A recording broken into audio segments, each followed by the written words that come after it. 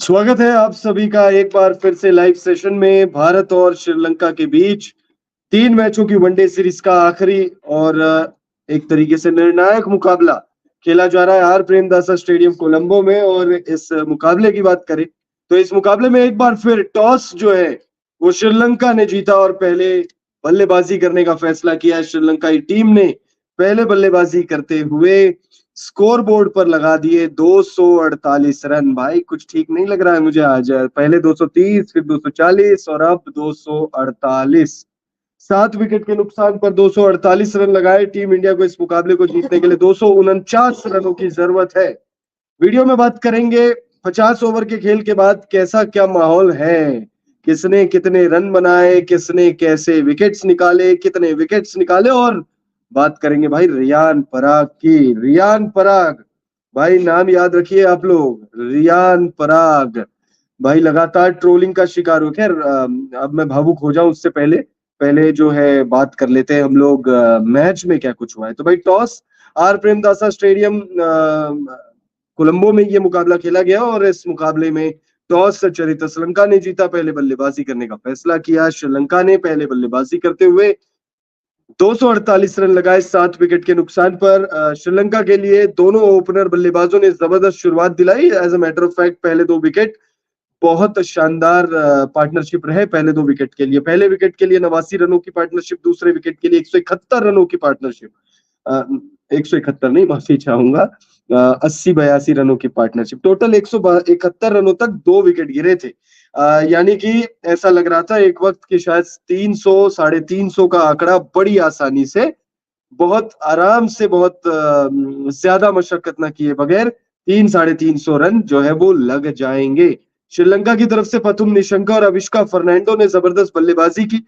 कुशल मेंडिस की तरफ से अच्छी बल्लेबाजी हुई। उसके बाद अंत में जाके कमिंदु मेंडिस ने थोड़ी सी शान अच्छी ठीक ठाक, जो आप कह सकते हो कि भाई एक लोअर ऑर्डर का बल्लेबाज, या यूं कह लीजिए एक गेंदबाज आपके लिए जितने रन बना सकता है उतने रन उन्होंने बनाए। पथुम निशंका की बात करें तो पथुम निशंका ने 65 गेंदों में 45 रनों की पारी खेली, 5 चौके और 2 6 उन्होंने लगाए। अविष्का फर्नांडो की बात करें तो 102 गेंदों में छियान सॉरी माफी चाहूंगा। अविष्का फर्नांडो ने 102 गेंदों में 96 रनों की पारी खेली, 9 चौके उन्होंने लगाए, 2 6 उनकी पारी के दौरान हमने देखा। 94.12 की स्ट्राइक रेट से उन्होंने बल्लेबाजी की।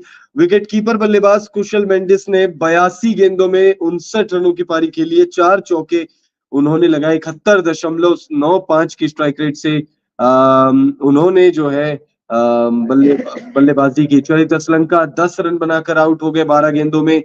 Sadeera summer Vikrama golden duck का सामना किया। जेनिथ लियाइंगे की बात करें तो 12 गेंदों में 8 रन। दुनित वालेलिगा 3 गेंदों में 2 रन। कमिंदु मेंडिस 19 गेंदों में 23 रनों की पारी खेलकर नॉट आउट लौटे, और नॉट आउट लौटे हैं तीक्ष्णा 4 गेंदों में 3 रन बनाकर। गेंदबाजों की बात करें तो भाई रियान पराग को छोड़कर किसी भी गेंदबाज ने एक से ज्यादा विकेट नहीं निकाले हैं। मोहम्मद सिराज, अक्षर पटेल, वॉशिंगटन सुंदर और कुलदीप यादव, इन चारों गेंदबाजों को एक एक सफलता मिली है। तो 3 सफलताएं डेब्यूटेंट रियान पराग के नाम। 9 ओवर का उनका स्पेल रहा, 6 की इकॉनमी से उन्होंने गेंदबाजी की, 54 रन खर्च किए, लेकिन 3 विकेट उन्होंने निकाले। और सबसे महत्वपूर्ण विकेट अगर किसी ने निकाला है तो आप कह सकते हो वो रियान पराग ने ही निकाला है। अविष्का फर्नांडो का विकेट 96 पर वो बल्लेबाजी कर रहे थे, तब रियान पराग ने उन्हें एलबीडब्ल्यू कर चलता किया। पथुम निशंका 45 रन बनाते हैं, अविष्का फर्नांडो 96 रन बनाते हैं, कुशल मेंडिस 59। उसके बाद सिर्फ 2 ऐसे बल्लेबाज रहे जिन्होंने 10 का आंकड़ा पार किया, और सिर्फ एक बल्लेबाज कमिंदु मेंडिस 20 के आंकड़े को पार करने में कामयाब रहे। जबरदस्त कलेक्टिव एफर्ट्स आप कह सकते हो। और जिस मैदान पर यह मुकाबला खेला जा रहा है उस मैदान के हिसाब से इतने रन मेरे हिसाब से इनफ है। श्रीलंकाई टीम को भी ऐसा लग रहा होगा कि इनफ है, लेकिन आज गौतम गंभीर और रोहित शर्मा ने बहुत अच्छी स्ट्रैटेजी लगाई है। बल्लेबाजों को देखते हुए टीम बनाई गई है। टीम इंडिया में 8 ऐसे नाम हैं जो प्रॉपर बल्लेबाजी करना जानते हैं। अगर आप भारतीय बल्लेबाजों, अगर प्लेइंग 11 की बात करें तो रोहित शर्मा, शुभमन गिल, विराट कोहली, ऋषभ पंत, श्रेयस अय्यर, उसके बाद रियान पराग, शिवम दुबे, अक्षर पटेल, वॉशिंगटन सुंदर तक 9 बल्लेबाज, 9 बल्लेबाज, और कुलदीप यादव भी ठीक ठाक बल्लेबाजी कर लेते हैं। तो यानी सिर्फ एक मोहम्मद सिराज ऐसे प्लेइंग 11 में एक नाम है जो बल्लेबाजी करना नहीं जानते हैं उस लेवल पे, या आप उन पे भरोसा नहीं दिया। देखिए, भरोसा तो खैर कुलदीप यादव पर भी अगर आप करके बैठोगे तो फिर वो गलत बात है, लेकिन कुलदीप यादव लप्पे लगा सकते हैं और कॉन्फिडेंटली लगा सकते हैं।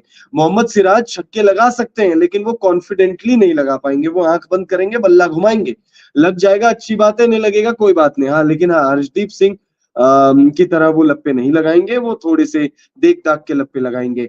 अर्शदीप सिंह का पत्ता कट गया है। आज अगर आप देखोगे तो टीम में सिर्फ एक मोहम्मद सिराज ही एक ऐसे प्रॉपर गेंदबाज है, तेज गेंदबाज, उनके अलावा प्योर तेज गेंदबाज टीम में कोई नहीं है सिराज के अलावा।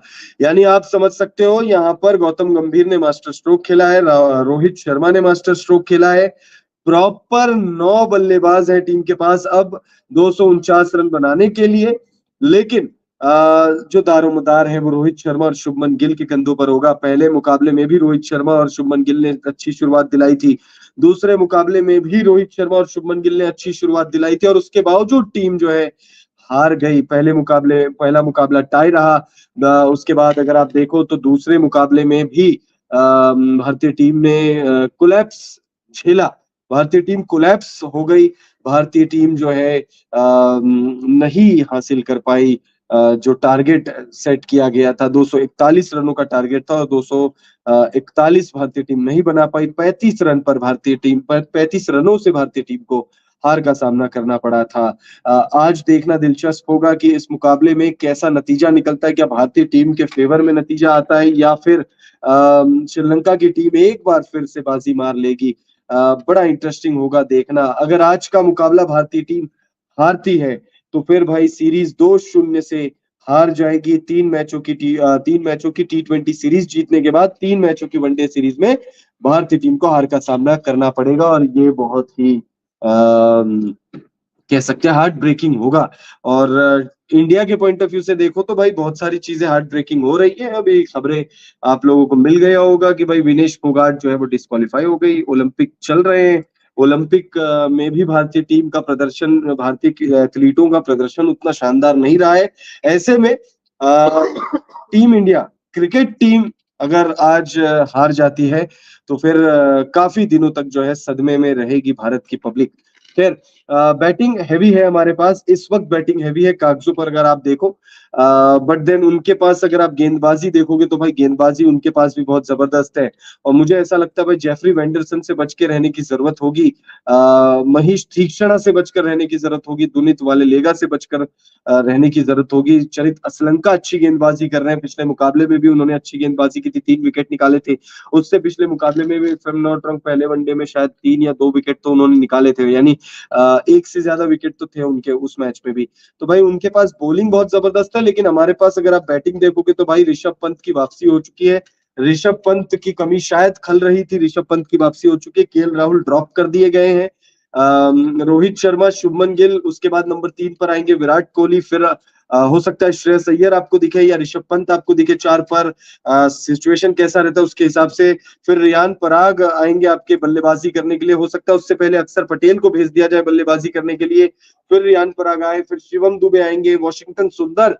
भाई सिचुएशन कैसा रहता है, लेफ्ट राइट तमाम चीजों को देखते हुए बैटिंग लाइनअप में आपको चेंज होता हुआ दिखेगा। लेकिन दूसरे मुकाबले में जो हम हारे हैं, उस हार का बदला अगर लेना है सही मायनों में तो फिर इस मुकाबले को बहुत बड़े अंतर से अगर भारतीय टीम जीतती है तो फिर बहुत मजा आ जाएगा। भारतीय टीम का इस मुकाबले को बहुत बड़े अंतर से जीतना बेहद ज्यादा जरूरी है, क्योंकि भाई हमारी बहुत ज्यादा जो है थूथू हो गई थी यार। श्रीलंका से हम हार गए, श्रीलंका से हम हार गए दूसरे वनडे में। पहला वनडे हम 1 रन नहीं बना पाए यार, मतलब अगर 20, 30, 40 रनों से हम हारते तो चलो समझ में भी आता है, जैसा दूसरा वनडे हम हारे 35 रनों से तो समझ में भी आता है। 14 गेंदों में 1 रन चाहिए, और भाई यार वो मुकाबला क्यों हारे हम। खैर ठीक है, अब हार गए तो हार गए। बट देन अगर आज भारतीय टीम को उन तमाम जख्मों पे नमक जो रगड़ने का काम नहीं करना है तो फिर बड़ी बड़े अंतर से इस मुकाबले को जीतना होगा। 1-2 100 आने चाहिए, मतलब 2 तो 2 भी आ सकते हैं, 2 नहीं आ सकते, 2 मुझे लगता है मुश्किल हो जाएगा, लेकिन 100 आना बहुत ज़रूरी है और मज़ा तो तब आएगा जब रोहित शर्मा या विराट कोहली में से किसी का शतक आए। लंबा वक़्त तो